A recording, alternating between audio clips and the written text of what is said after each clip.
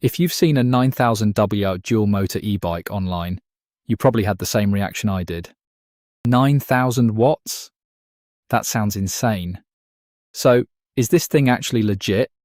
Or is it just another overhyped e-bike? Let's take a quick look. The first thing that stands out is the dual motor setup.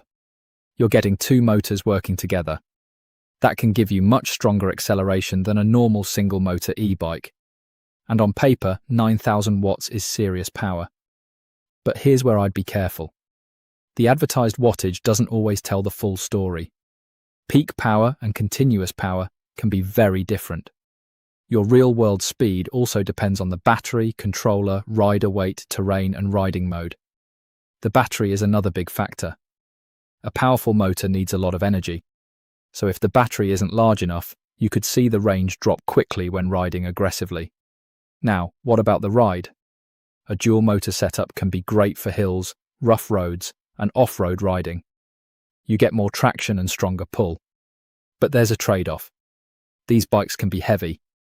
They can also require more maintenance.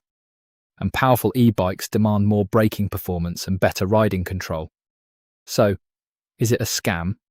Not necessarily. The concept of a 9000W dual motor e-bike is absolutely possible. But I would not buy one based on the 9000W number alone.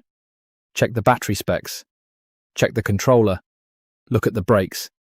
Verify the actual top speed. And most importantly, check whether the seller has real customer reviews. My verdict?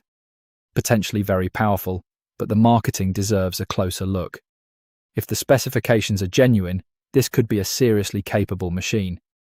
But if you're buying one, don't let the 9000W headline make the decision for you.